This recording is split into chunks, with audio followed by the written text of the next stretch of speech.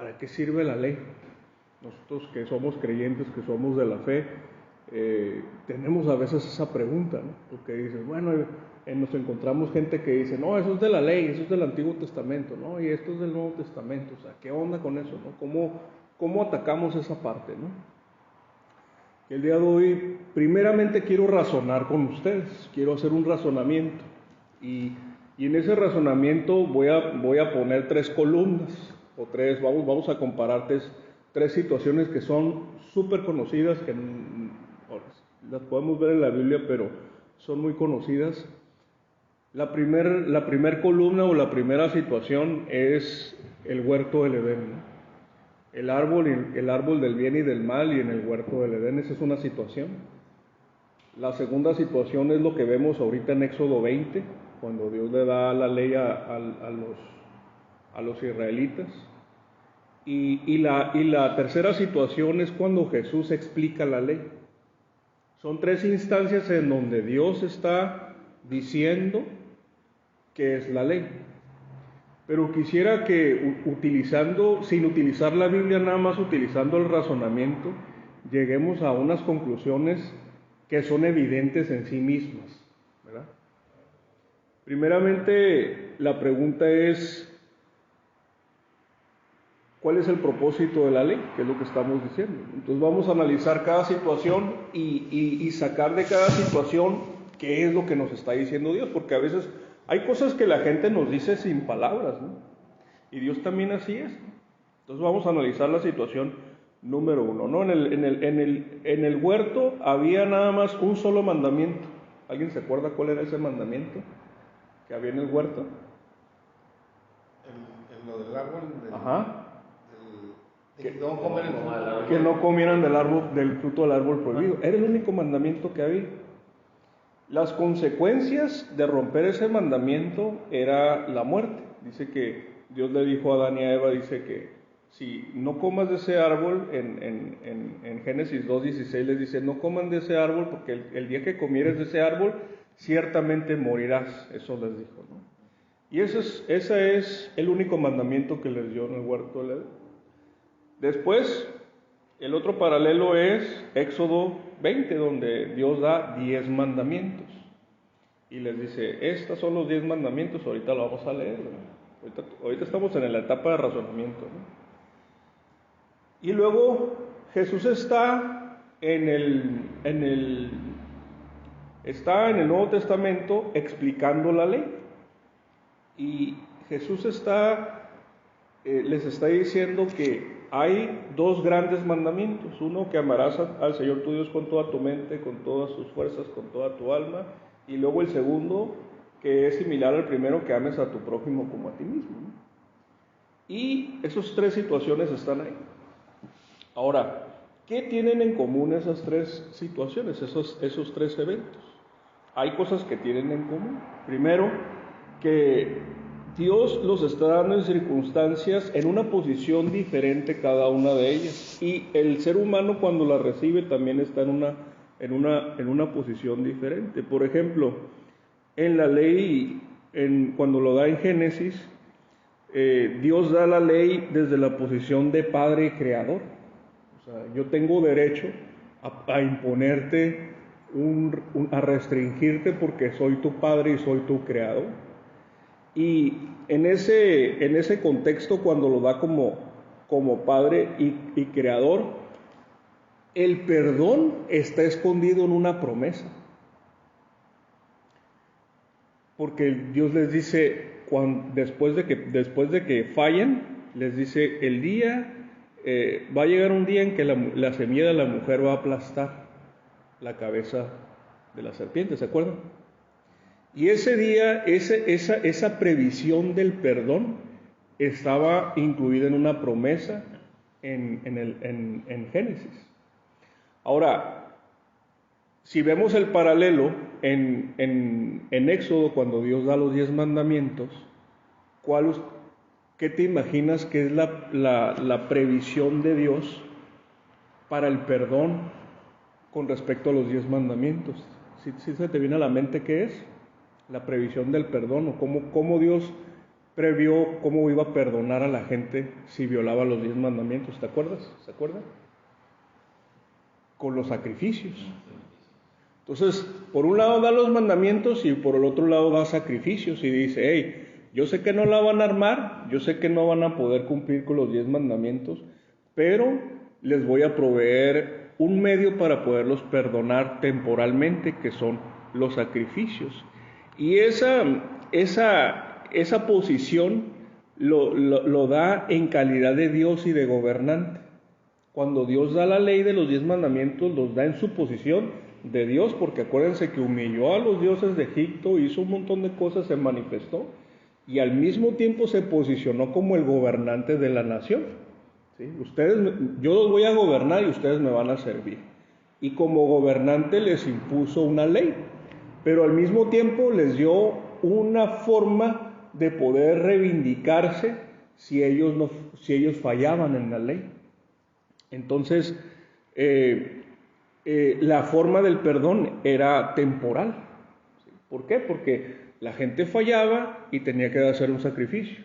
Volvió a fallar y otro sacrificio, y eso se la pasaba, fallando y sacrificio todo el tiempo, ¿verdad? Como Rasputín. Ándale, exactamente. Entonces la gente se volvía una religión, y está bien, es una religión. Al final de cuentas es una religión, ¿no? Ahora vemos el otro paralelo, que es en la parte de Jesús, ¿no? Porque en la calidad de que fue dada la ley a los cristianos, en la calidad de Salvador y sacerdote. Dios se puso en una posición de Salvador y sacerdote. Incluye una forma de perdón definitiva. ¿Y qué implicaba eso? Implicaba que la ley ceremonial del Antiguo Testamento iba a ser cumplida por un sacerdote que iba a representar a toda la gente. ¿Qué es un sacerdote? Un sacerdote es alguien que sirve como representante entre la gente y Dios. Eso es un sacerdote, es lo que hace. Entonces, cuando un sacerdote se pone, es como un abogado entre tú y Dios. Tú contratas a un abogado para que haga un asunto por ti, y lo que haga él es como si tú lo hicieras. Y el sacerdote es lo mismo. Él va y hace algo que tú no puedes hacer. Entonces, cuando Jesús viene y presenta la ley, Él es el fin de la ley ceremonial de Dios. No el fin en el sentido de que se acaba, sino el fin en el sentido de que es la meta. Para Jesús apuntaba todas las flechas de todos los sacrificios que venían en el Antiguo Testamento. También para Jesús apuntaba la previsión en Génesis de que un día una semilla de la mujer iba a aplastar la cabeza a la serpiente. Si te fijas, todas las flechas apuntaban a Jesús, y cuando Jesús vino y entregó la ley, la entregó como sacerdote y como Salvador. Ahora, con estas tres cosas que estamos viendo nosotros aquí, podemos concluir que la ley en sí misma tiene dos vertientes. Tiene la vertiente de sacrificios y tiene la vertiente moral. En el sentido de la vertiente de sacrificios, ha sido cumplida al 100%, porque el sacrificio perfecto ha sido dado, pero la ley moral sigue vigente. De tal forma que cualquier persona que diga si la ley de Dios es vigente para los cristianos, la respuesta es sí. ¿Cuál ley? Pues la ley moral de Dios. Y habiendo hablado de eso, hay algo que también tienen en común las tres situaciones, que están implícitas y no están así como tan evidentes, ¿verdad? En las tres situaciones. ¿Cómo, si tú quisieras perdonar a alguien que sabes que la va a regar, cuántas veces tendrías que perdonarlo si tú sabes que la va a regar?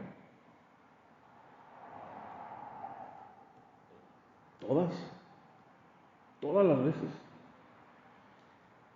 El subtítulo. ¿Cómo? ¿Va a seguir regando? Tu hijo, por ejemplo. Tu hijo. ponle que yo sé que tus hijos son más fregones, ¿no? Acá están a todo dar, pero ponle que por alguna razón algún hijo tuyo, pues a lo mejor caiga en una adicción, algún tema que es cada vez más común, ¿no? En la sociedad, ¿no? Y llega contigo y te dice, pa, me arrepiento, aliviáname, échame la mano. Puede venir 1,000,000 de veces y tú todas las veces le vas a ayudar. Todas las veces lo vas a recibir, todas las veces vas a estar dispuesto a estar con él. Porque el subtítulo, aunque él sabe que lo que está haciendo no te agrada a ti,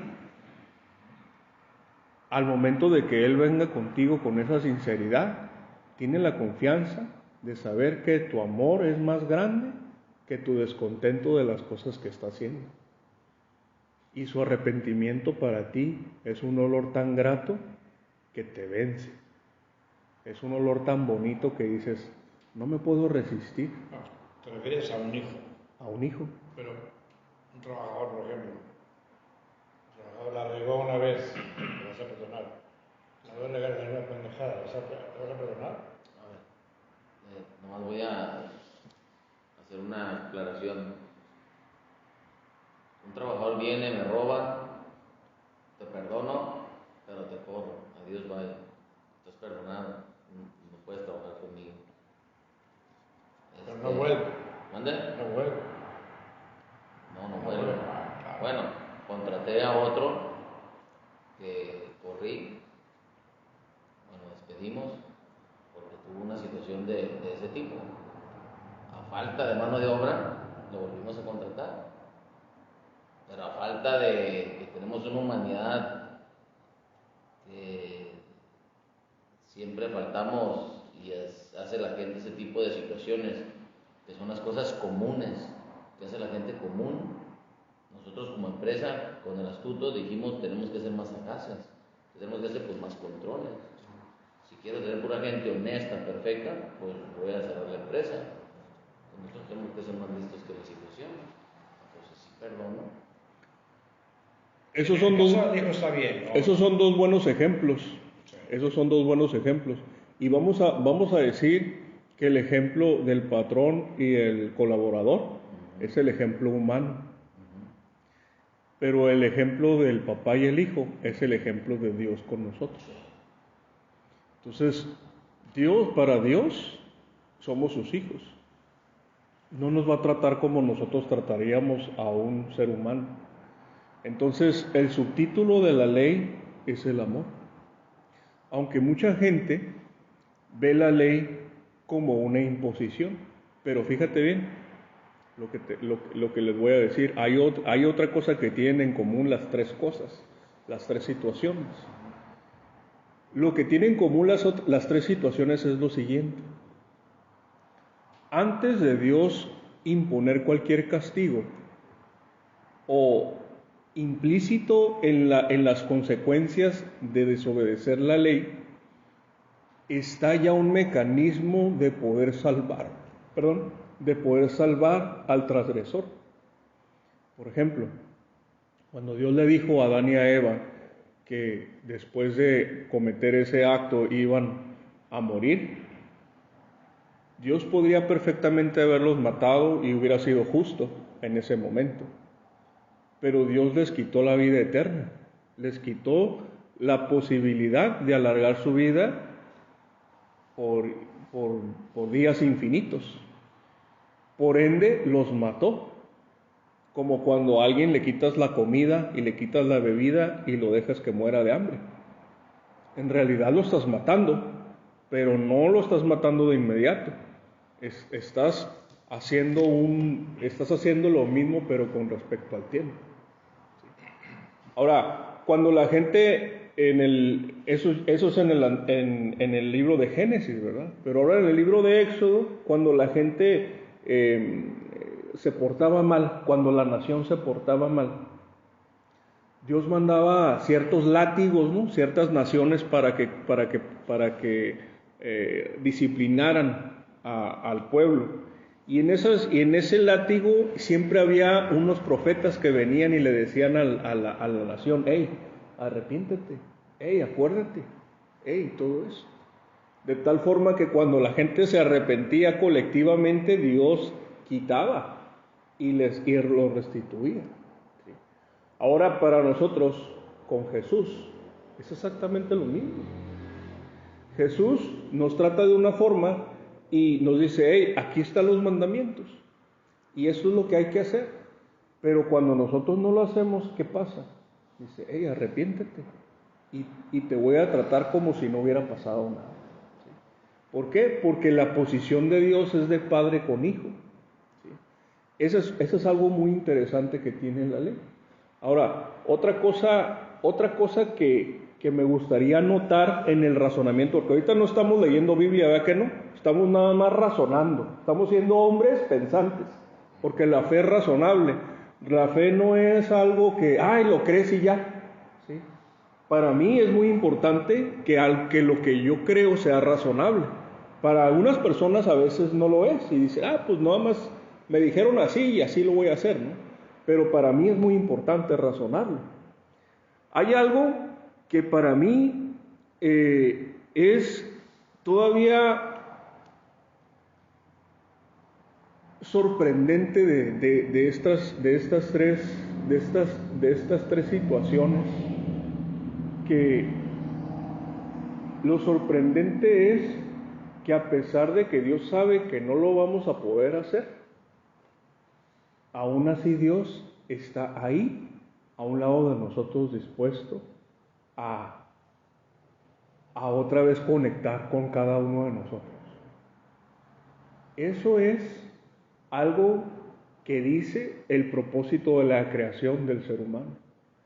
Porque el propósito de la creación del ser humano es una relación con su creador. Ese es el propósito de nosotros como bíblicamente hablando, cronológicamente hablando, y en la narrativa de la historia bíblica, es Dios acercándose a nosotros para que nosotros nos reconciliemos con Él. Ahora, ¿por qué se tiene que acercar el agredido a nosotros en lugar de que el agresor vaya y diga, hey, la regué?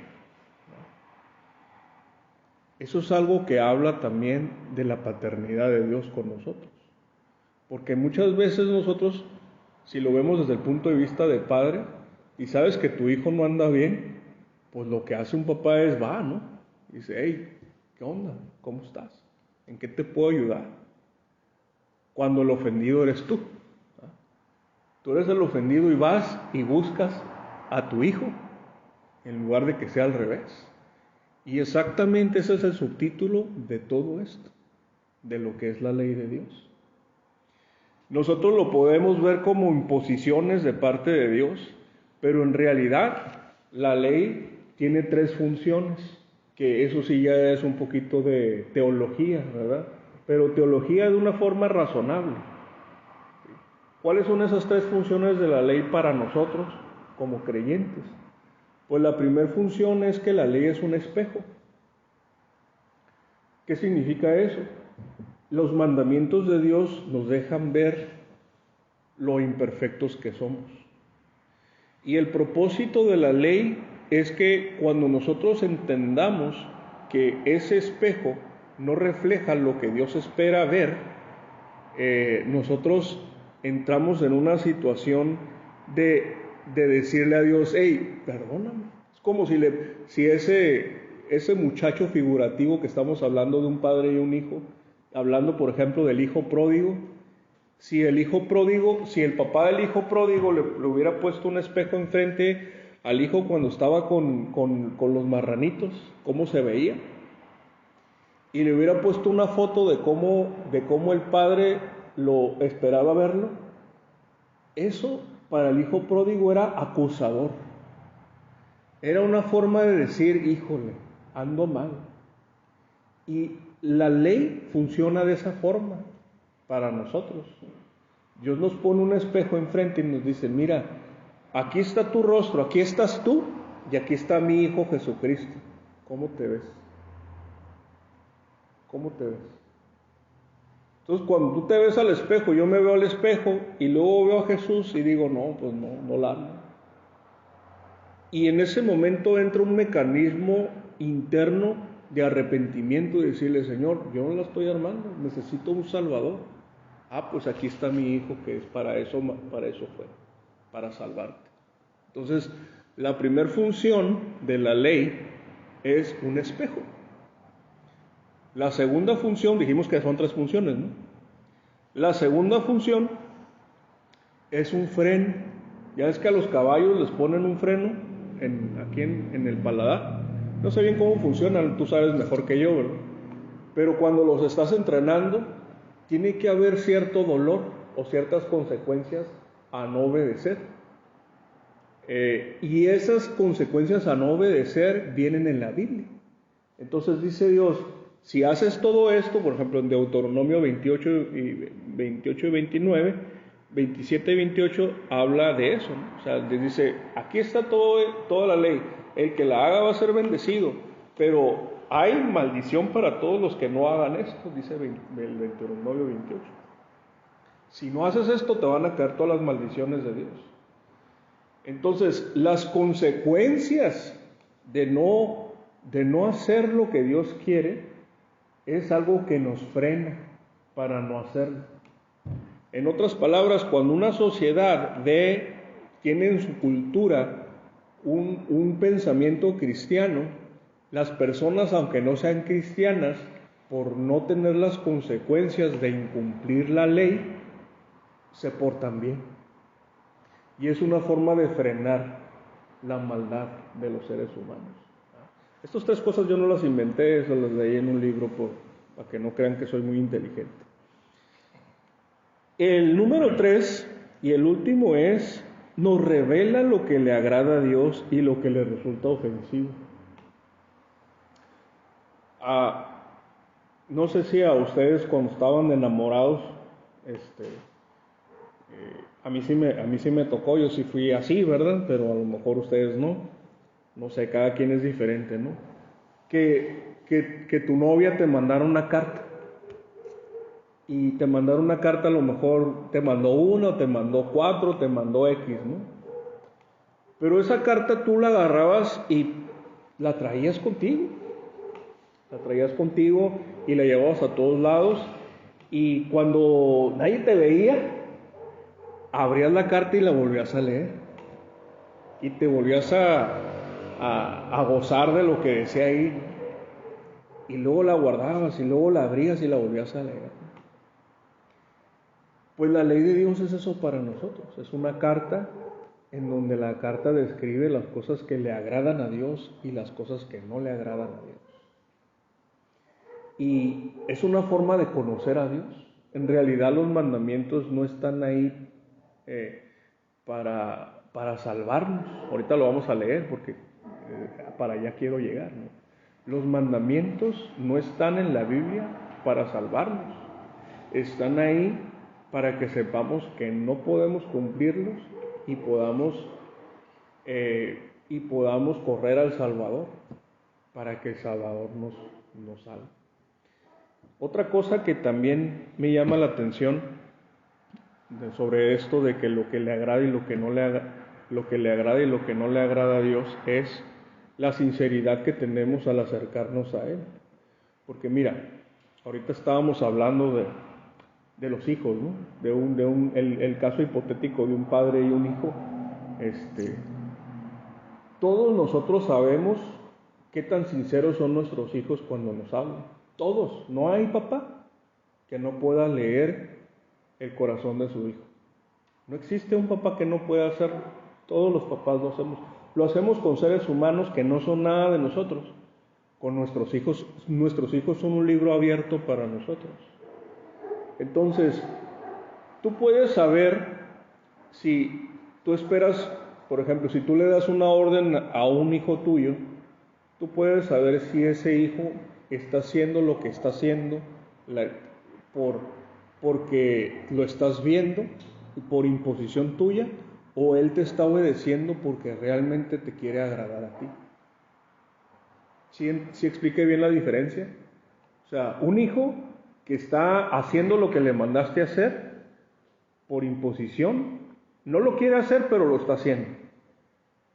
Y por el otro lado, ves a un hijo que está haciendo lo que a lo mejor no le es tan fácil hacer, pero lo está haciendo por amor a ti. Esas son las dos perspectivas y en esas dos perspectivas quiero hacer un punto. El punto es el siguiente.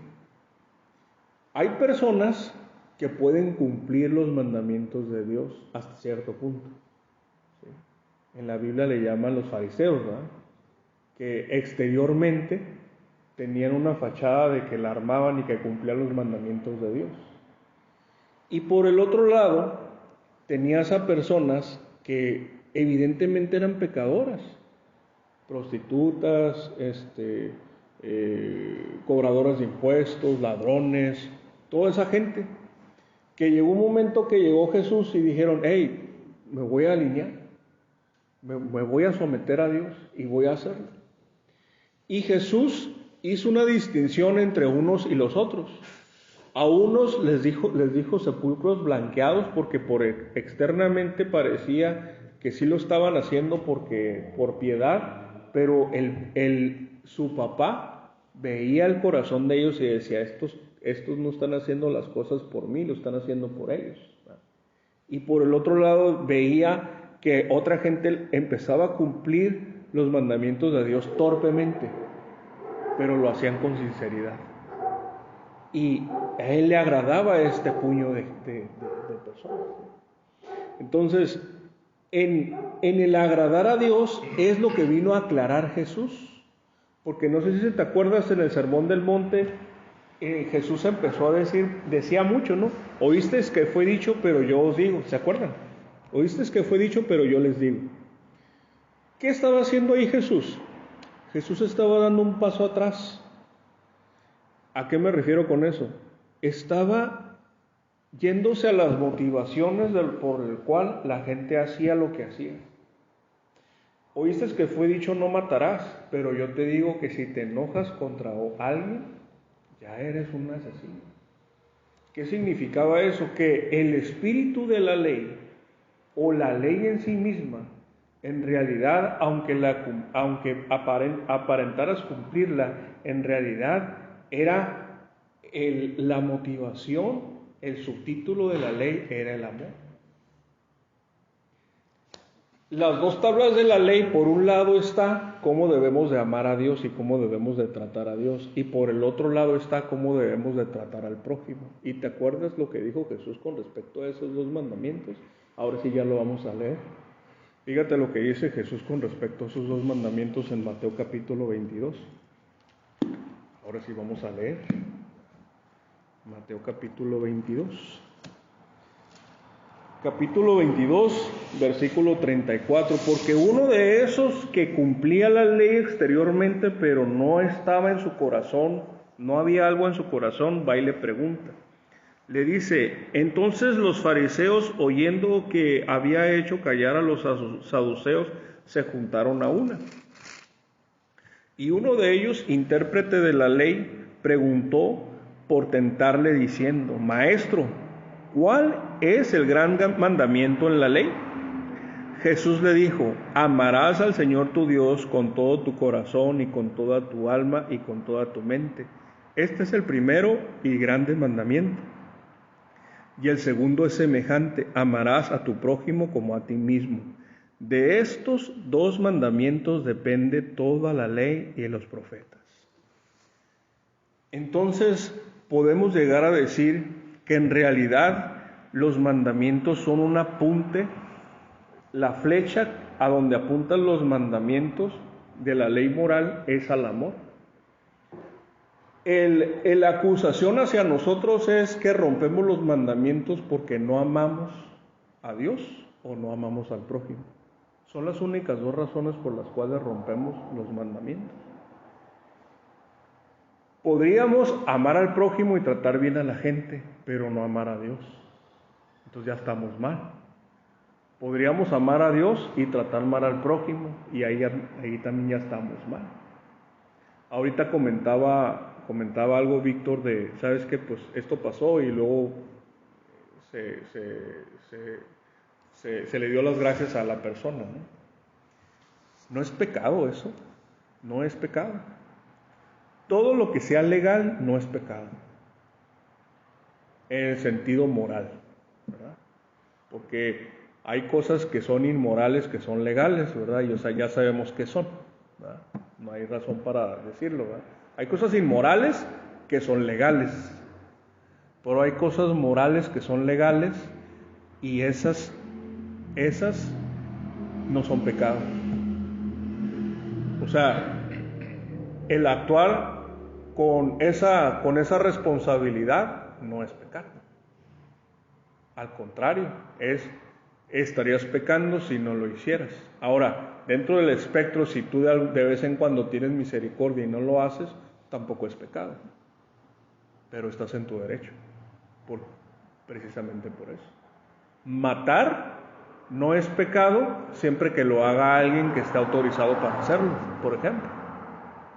Los policías, los soldados, la gente que tiene el derecho legal de hacerlo por una causa justa, lo puede hacer.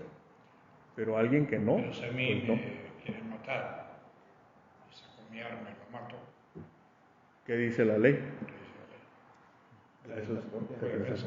¿Está? ¿Fue perdonado? Sí. Pero bueno, si vienen y te echan encima los derechos humanos, y es otra cuestión. De hecho, No, o sea, aquí en la Biblia nosotros vemos esto. Hay una parte donde habla, los 10 mandamientos son encabezados nada más. Conforme vamos leyendo, se van dando los detalles, porque luego dice que si tú, por ejemplo, estás trabajando y mataste a alguien y fue sin querer, pues nada más te apartan, ¿verdad? Te apartan y te mandan a otro lugar, pero no mueres, porque fue sin querer. Pero si tú lo haces asesinando, o sea, sabiendo, planeándolo, que hubieras tenido un conflicto con esa persona antes. ¿Cómo es lo que te aparta? Sí, hay una ciudad específica para todas las personas que mataron sin querer a alguien. Estaba apartada esa ciudad. Como un exilio. Un exilio, sí. Y por un tiempo hasta que los sacerdotes, que eran sacerdotes y también jueces al mismo tiempo. ¿Qué? Pero actualmente. ¿Actualmente qué? Yo atropellé a una señora que se me metió imprudentemente. Ok. Y la atropellé y la maté. Eso fue sin querer. Eso fue sin querer. Bueno, sí, fue sin querer. Uh-huh. Entonces no voy a atropellar. No. Mira, es una excelente pregunta. Porque cuando Dios da los 10 mandamientos, acuérdate, lo dio en calidad de Dios y gobernantes. Quiere decir que al mismo tiempo que eran mandamientos que le agradaban a Dios, estaba creando una constitución, de los cuales toda la gente que era de esa nación se tenía que sujetar. Tenían que pagar impuestos, había una ley de restitución en el caso de que alguien robara. Todas esas cosas estaban previstas dentro de la ley. La ley que está escrita aquí es una constitución para los judíos. Ahora, para nosotros, la ley que está aquí aplica moralmente con nosotros y Dios, pero físicamente la que aplica es la de nuestra nación. Y aquí en la Biblia, en Romanos, dice que nosotros nos tenemos que sujetar al gobierno, pagar nuestros impuestos, hacer todo lo que tengamos que hacer, ¿sí? Y dentro de eso están previstas esos temas, ¿no? En la ley. Oye, pues si fue un accidente y fue algo que no planeaste, pues oye, hay previsiones en la ley que te hacen, que no te hacen culpable, ¿verdad? ¿Por qué? Pues porque nadie quisiera en su buen juicio hacer algo así. Entonces eso no es algo, y eso es evidente. Entonces, al nosotros leer lo que dice la Escritura, nos enteramos lo que le agrada a Dios, pero nuestra ley física es la de nuestra nación. A lo que voy con esta plática es que nosotros vamos a conocer a Dios a través de lo que le agrada y lo que no le agrada. Y así también nosotros vamos a ir cambiando internamente y decir, Dios le agrada esto y Dios no le agrada lo otro, ¿verdad? A Dios le agrada que nos hagamos cargo de las viudas y de los huérfanos, por ejemplo. Dios está apasionado con eso. Si te haces cargo de viudas y huérfanos, Dios está contento contigo. Si alguien, fíjate bien lo que te voy a decir, de hecho es algo que me preguntó mi hija recientemente, hace como 3 días.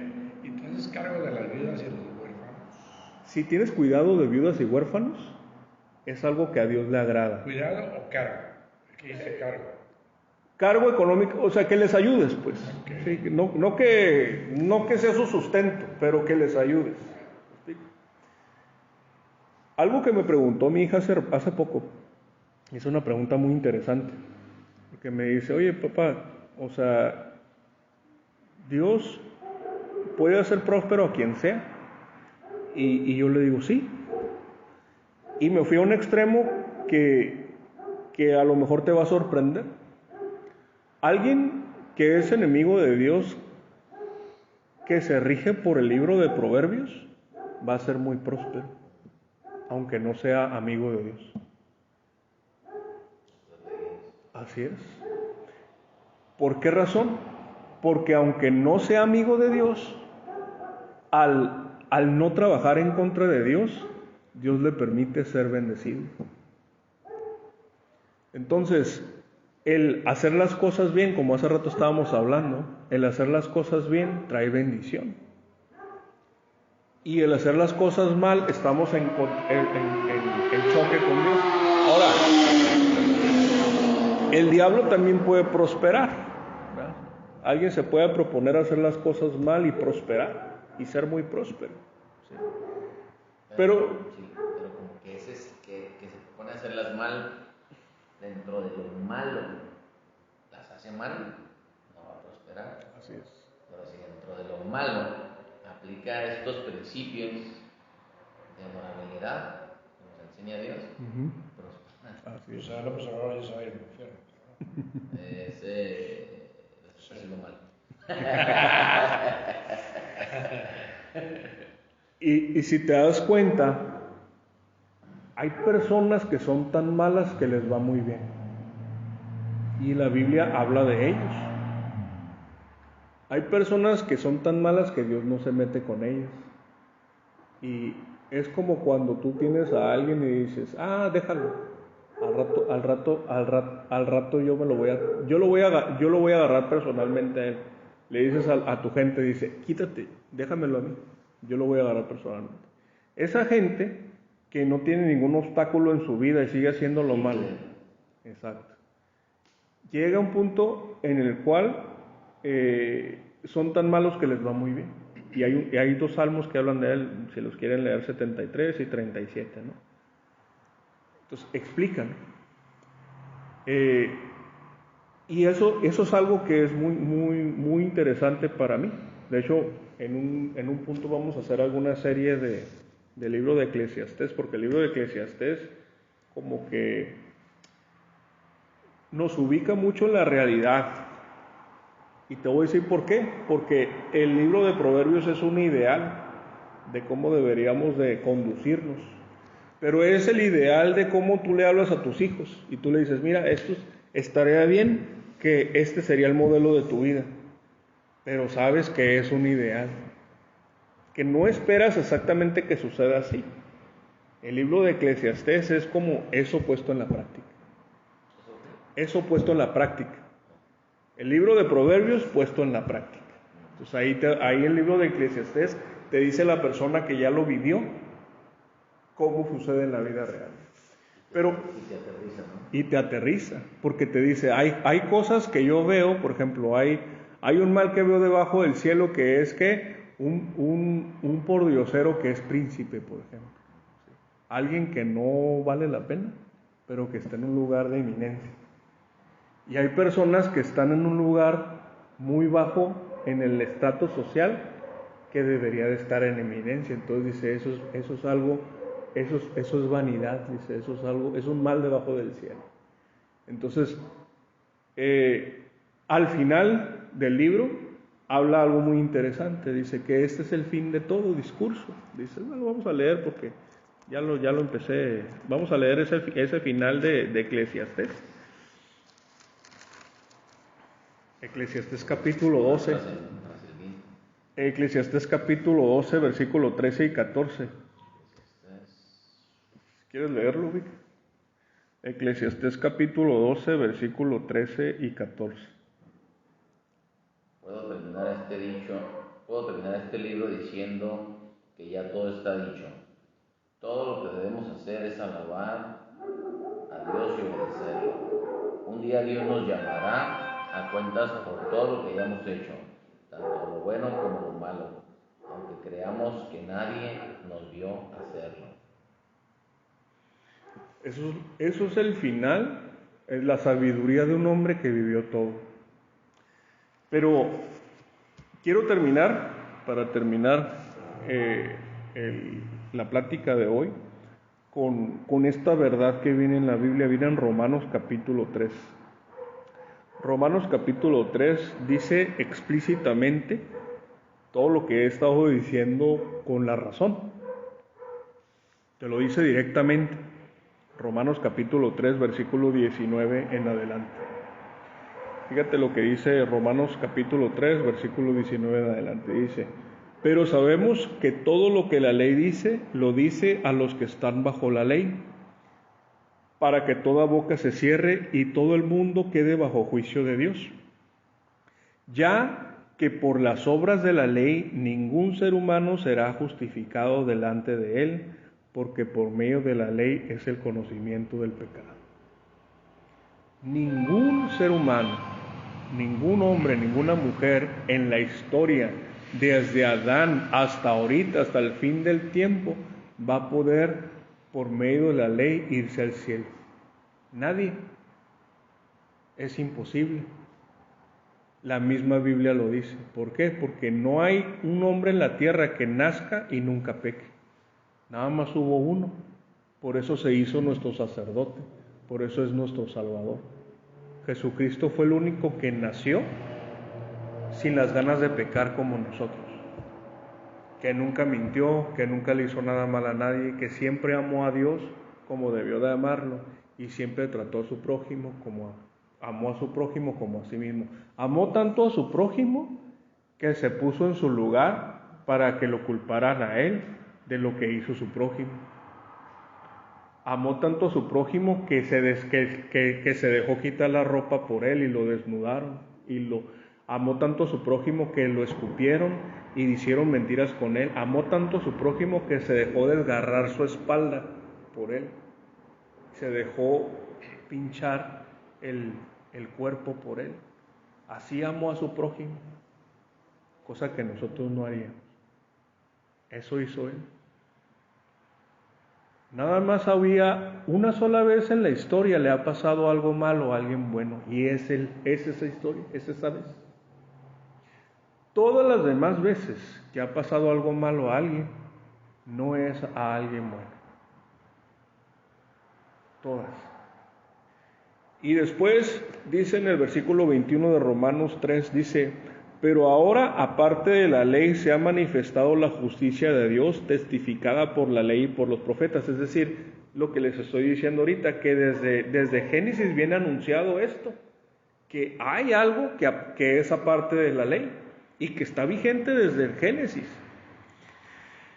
La justicia de Dios por medio de la fe en Jesucristo, para que todos los que creen, para todos los que creen en Él, porque no hay diferencia, por cuanto todos pecaron y están destituidos de la gloria de Dios, siendo justificados gratuitamente por su gracia, mediante la redención que es en Cristo Jesús. Es decir, todo lo que los sacrificios no pudieron hacer, todo el sufrimiento que tuvieron que hacer Adán y Eva para empezar sin ayuda de Dios, una civilización, todas esas cosas con las que el ser humano ha estado batallando, Jesús las vino a reparar y vino a ponernos a cuentas con Dios. 25, a quien Dios puso como propiciación por medio de la fe en su sangre, para manifestar su justicia a causa de haber pasado por alto en su paciencia los pecados pasados, con mira de manifestar en este tiempo su justicia, a fin de que Él sea el justo y el que justifica a los que son de la fe de Jesús. Y luego le habla a la gente que se siente orgullosa porque se cree más que otras personas. Dice, ¿dónde pues está la jactancia? El orgullo pues queda excluida. ¿Por cuál ley? ¿Por la de las obras? No, sino por la ley de la fe. Concluimos que pues que el hombre es justificado por fe sin las obras de la ley. Todas las personas que quieran ir al cielo van a ir al cielo por las obras de alguien más, no por las de ellos. Todas las personas que están ahorita en el cielo no están ahí porque ellos hayan hecho algo bueno, sino que están ahí porque alguien hizo algo bueno por ellos. Las obras que meten a la gente al cielo son las obras de Jesús, no las obras de nosotros. Nos podemos esforzar por aparentar cumplir los 10 mandamientos, o los 2 mandamientos, como nos dijo Jesús. Amarás al Señor tu Dios y amarás a tu prójimo como a ti mismo. Nos podemos esforzar por esas 2 cosas, aunque es muy difícil fingir el amor, es extremadamente difícil fingirlo. Es más fácil fingir mandamientos externos como los 10 mandamientos que fingir el amor. Es mucho más fácil. Para los religiosos fariseos era muy fácil. Pero cuando Jesús ya nos habla de que eso es el amor, y cuando nosotros cumplimos con Jesús esa parte del amor, como dice en Juan capítulo 14, ahorita se me viene a la mente, lo vamos a leer rapidito. Juan capítulo 14, fíjate lo que dice el versículo 15. Dice, si me amáis, guarda mis mandamientos. Si me amas, guarda mis mandamientos. Y luego me brinco un poquito al 21 porque está hablando el Espíritu Santo. Dice, el que tiene mis mandamientos y los guarda, este es el que me ama, y el que me ama será amado por mi Padre, y yo le amaré y me manifestaré a él. El versículo 21 del capítulo 14. Nosotros cuando tenemos una relación genuina con alguien, primero lo amamos y después empezamos a conocerlo. Con nuestra esposa es un poquito diferente. Medio la conoces y luego te casas, ¿no? Pero nadie, ni tu esposa contigo, ni tú con ella, vas y le dices y le entregas un manual y le dices, oye, mira, aquí está mi libro. Cuando cumplas todo esto que está aquí escrito, te voy a amar. ¿Verdad que no? Ni tú lo haces con ella, ni ella contigo. Pero muchas personas creen que Dios sí hace eso. Muchas personas creen que Dios entrega la Biblia y les dice, cuando hagas todo lo que dice aquí, te voy a amar. Y ya después, no. Entonces mucha gente dice, no, pues Dios nunca me va a amar, porque nunca le voy a llegar a la talla. Pero el mensaje de la Biblia, uno de los mensajes más importantes en la Biblia, es el ladrón en la cruz. El ladrón en la cruz es el mensaje principal de la Biblia. Una persona podría ser la peor persona de toda su vida, de toda la vida. Podría ser un asesino, podría tener todos los pecados que se puedan imaginar. Y en un momento de sinceridad, venir a su padre y decirle, papá, perdóname, la regué. Cualquier papá le diría, sí. Sin ningún titubeo. Tan así que estando casi muerto, ese que le dijo que sí, les dijo, perdona a los padres que no saben lo que hacen. Todavía ni siquiera le pedíamos perdón y ya nos estaba perdonando. Esa gente que se estaba peleando por los vestidos, le estaba haciendo todo eso. Entonces, de eso se trata la ley, de eso se tratan los 10 mandamientos, de eso se trata la Biblia. El apunte hacia Jesús como fin de toda ley ceremonial y sacerdocio, y el apunte del amor que Dios nos tiene a nosotros y que nosotros le debemos de tener a Él. Ese es el asunto.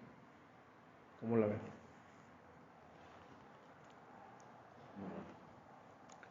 Pues oramos.